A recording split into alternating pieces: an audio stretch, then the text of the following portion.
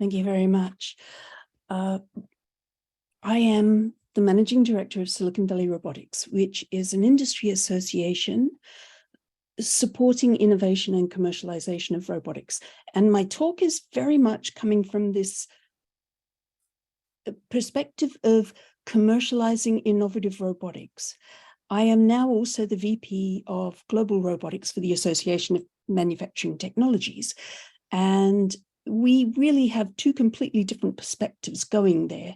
And so while I'm getting greater insight into the manufacturing ecosystem, which is really starting to embrace innovative robotics, it is an early process, and the way that manufacturing on the whole thinks about robots is very, very different to what those of us in research or right on the edges of the commercialization of innovative robotics run into, as I'm sure many of you have experienced. I'll just point out that I also work with Craig Schlenoff. I'm the current VP for Industrial Activities for IEEE Robotics and Automation Society, and Craig is very much the person who coordinates the standards activities with industry and the Robotics and Automation Society. So I have the pleasure of working with him, and it's opened my eyes a lot, but I feel that, as is often the case, if you're holding a hammer, everything looks like a nail. And I have thought that standards was an obvious next step in part of the commercialization process. But one of the things that I've done in the last year or so is really try to interrogate the research and find out where the role of standardization fits in the kind of lifespan of not just one startup, but many, when an industry is largely dominated by comparatively small companies, many of whom were not in existence anywhere from 3 to 8 years ago. And that describes a lot of where robotics is at now. I'm going to talk really briefly about 5 different standards, potential standards, or alternatives to standards, starting with MT Connect, which is a standard that was developed by the Association for Manufacturing Technology. It was, I think, really developed about 13 years ago, and it is something that I had not heard of in the robotics community, but it is supposed to be the data format standard for machine-to-machine communication. Now, I believe that some work more recently has been done with Ross Industrial, which is MT Connect compliant, and with NIST. So this is the base level. How do you get the machines in manufacturing to talk to each other standard? It is, I've got a little more information about it. This just gives you a little bit of a look at how it deploys, what kind of variables are used. And as said, 13 years since the first release, it is in use by a very large number of OEMs for manufacturing technology, and all of the large CNC companies and the companies developing software as well for these processes. So I do think that we need to know more about this and interoperate more with it, given where robotics is now. New robotics is now moving into manufacturing. Okay, and just to put that picture, manufacturing has had what I call old school robots for 50 years. And they have primarily been engaged in tasks like welding. They have not been collaborative. They have not been mobile. And that is the sort of machine that manufacturing, generally speaking, understands. Now there is a wave of new technologies coming in, starting with collaborative robots, but certainly not limited to that.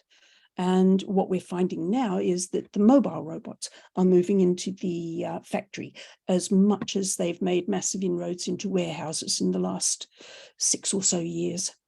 Now, Oh, the one other thing about MT Connect is I believe it took several $1 million and many years to stand it up. It is an open standard. AMT supported it financially, and it is independently run now through a consortium. The AMT Association is not keen to get involved in more standards. They would just like to make the most use of the standard that they developed. And when I looked at those figures, 13 years since first release and really widespread across industry and a major impact on efficient commercialization in manufacturing, it really reminded me of ROS, which is not a standard. It's a set of libraries. It's an SDK, but it has fulfilled pretty much the same role in the robotics ecosystem. And it also probably took many millions of dollars to stand up if it hadn't been for the support of Willow Garage, the work done at Stanford, and the ongoing work from the Open Source Robotics Foundation, now Open Robotics. We would not have ROS, but I do know that the impact that ROS has made commercially is incredible. Not only are there a lot of robotic companies that have emerged in the last 12 years that are very open about the use of ROS, as you probably all know, there are a lot of companies that are using ROS under the hood without necessarily making that known. So they're benefiting from it across the board. And I just wanted to kind of look at those two different ways. You know, ROS has formed an de facto standard. Now, the best that I can find in the literature about when is the right time in the commercialization of any emerging technologies is this overview from Nut. Fine. I can provide the references if anybody is interested in these, or the PDFs that they've come from. And the reasons for doing this, things like variety reduction, customers would like standardization. But what they mean when they say they want standardization, I'm coming to realize is a very different thing to what we hear when they say they want standardization. The standards that have been effective so far, and I'm looking at MT Connect and ROS, have had a long consultation period and have developed hand in hand with community. They managed the timing so that they weren't going out in front and pushing development to favor a few companies as opposed to other companies. And this is the big risk cost. If we go for too long without standardization, we risk fragmentation. But if we attempt to standardize too early, we try to limit market choice, and often not for the best solution as well. So there needs to be some settling time. And this is something I've been thinking about a lot since some very experienced roboticists talked to me about the different interoperability, mobile robot interoperability standards. And while I thought that, these are people that had been heavily involved in the projects, but they felt that things had moved ahead of where the industry was. And so we were at risk of assuming a kind of market dominance based on bad evidence and closing down options too rapidly. Now, I don't know where people stand on whether they believe that or not, but one of the things that has happened is it's clear that it is a race to try to be the people that own the standards for autonomous mobile interoperability. We have Mass Robotics, who got out early from the pack, now followed by VDMA and a lot of the German industry supporting the VDA 50/50 standard. And these are potentially compatible to a degree, but they've taken quite different approaches to it. And then there is another one, the Robot 5G project, which has one of its goals, as the VDA 50/50 goal has, of showcasing the German leadership in mobile robots, and manufacturing. Ditto, the Robot 5G project has one of its mission statements as promoting the industry-leading Danish robotics industry. And I know Mass Robotics also sees their standard as showcasing the thought leadership of those particular companies. I also see some companies, like, for example, In Orbit, who do fleet management software or interoperability, which sits just kind of one level above these standards, is being a member of as many of these projects as possible. Whereas down at the AMR end, which would be the technologies utilizing these standards, we're seeing Locus Robotics, for example, is on the Mass Robotics standard. Robotics is developed the controllers for the VDA 5050, and not Locus, Otto. Otto is very much behind VDA 5050, one of the first mobile robot companies to be fully compliant with it, whereas MIR, the mobile industrial robot company, is supporting the Robot 5G one. So we're seeing this standards being used as a competitive weapon, frankly. And I think it is a little worrying and clearly a major risk of trying to be developing standards in these areas.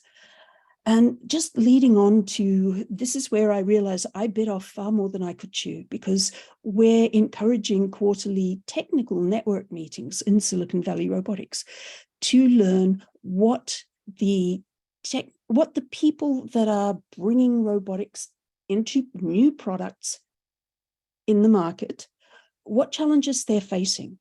And if there are ways that industry associations and standards bodies and these sorts of higher level resource organizations can support the work that is being done individually or cooperatively by the robotics companies and the robotics community.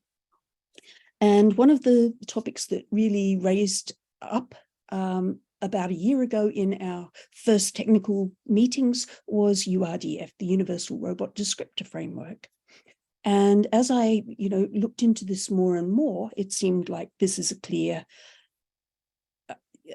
clear opportunity for standards development. We have members of the community who were involved in setting up the first one, who are very familiar with the problems that exist. URDF was originally developed more like 12 or so years ago, and it has not kept up with the pace of where robots need to be now.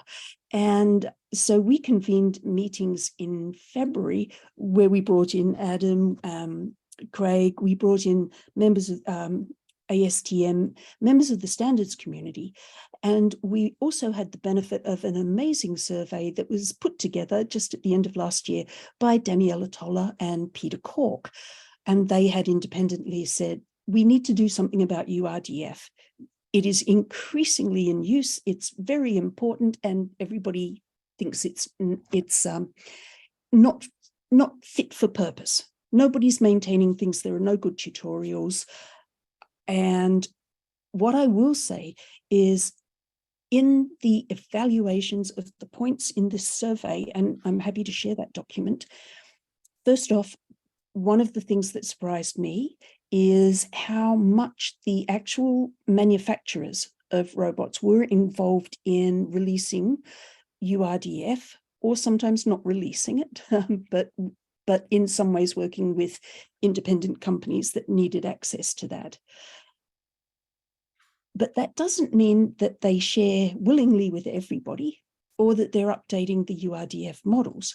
So there was clearly an opportunity to have much greater involvement with the end user community and with the robotics community and with the robot manufacturing community, as opposed to the manufacturing community, but these in the Venn diagram, they kind of overlap a lot.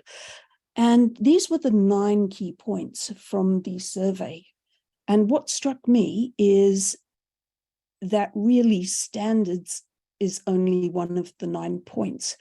A lot of the rest simply has to do with better tool sets, better documentation, updating, so version control, and better toolkits for the utilization of something. And so this for me was a bit of a wake-up call, but I think we've got some Adam and Open Robotics are working on some projects around URDF, and this is something we're going to continue to facilitate discussions in.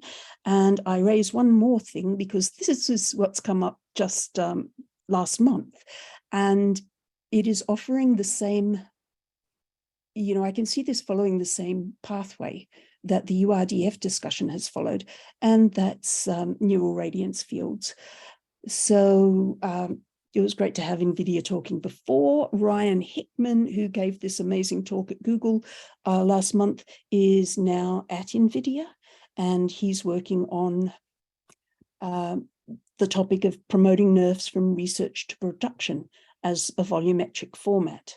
And it starts to raise, a lot of these areas around how do we model three-dimensional interactions? How do we incorporate real-time interaction into these things? How can we rapidly create three-dimensional models of these sorts of robot interactions with the real world, as some of the topics that have already been raised? And the summary of his talk, or some of the key points out of that, was he felt that standardization was key at the moment, and that we should be looking into this now, because we have different research communities, each adopting different, each with different ideas of what are the critical properties that need to be developed in the research.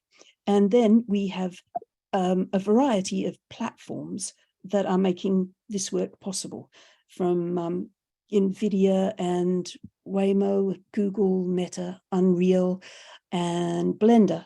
So they are all operating slightly differently to each other. So we have a lot of fragmentation. And I'm just rounding off with that, because this is kind of my journey through the standards landscape, from where manufacturing is to where we think manufacturing is going to need to be, because robotics needs to go there. And I will thank you very much for the time, and hand over.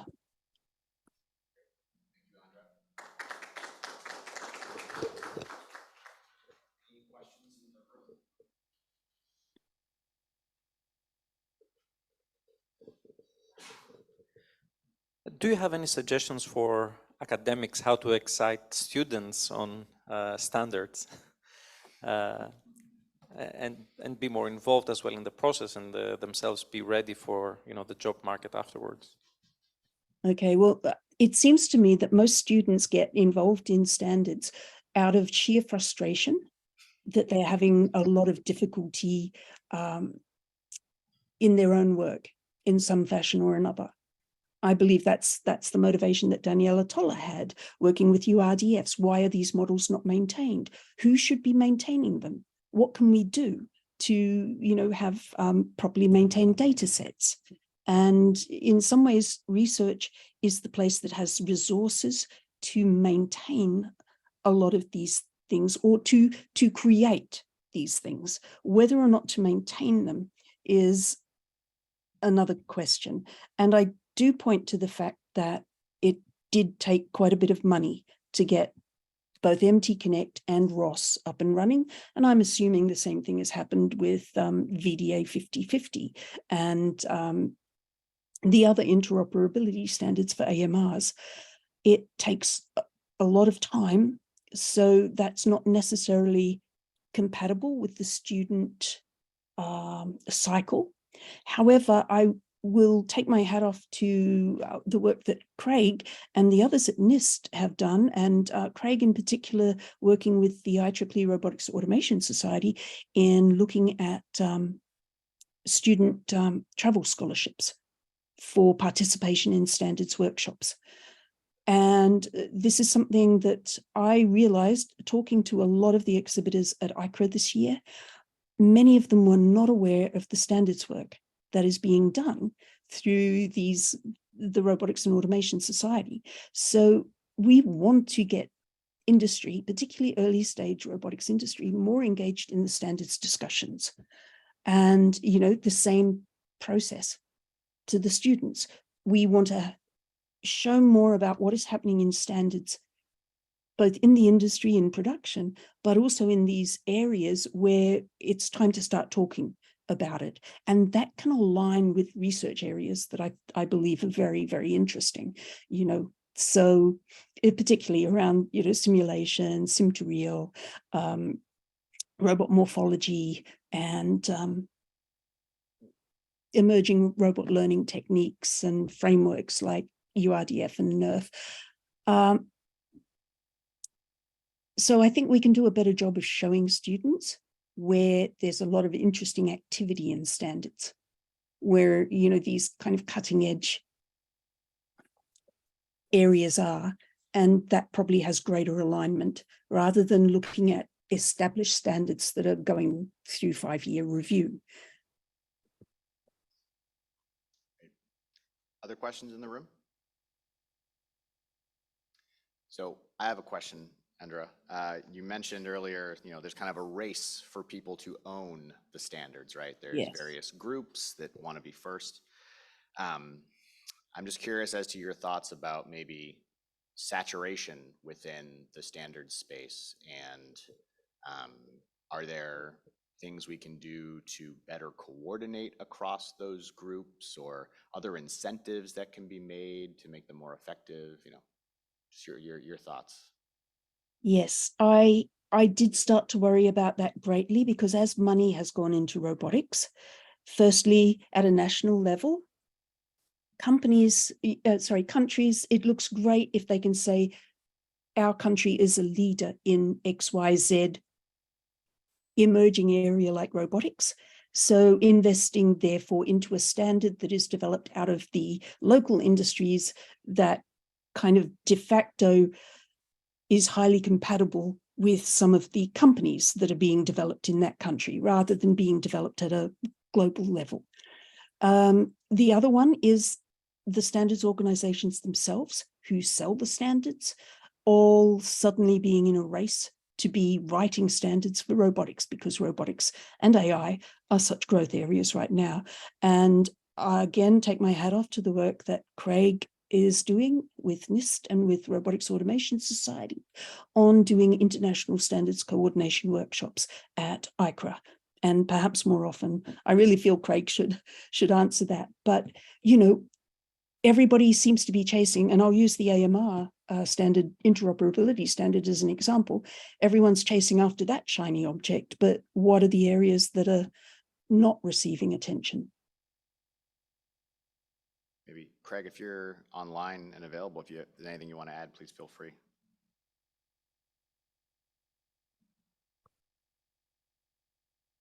Sorry, just turning my microphone on. No, I agree with everything that Andra said. As you know, Adam and others, that we do have the standards coordination to try to at least make others aware of what each other is doing in the area.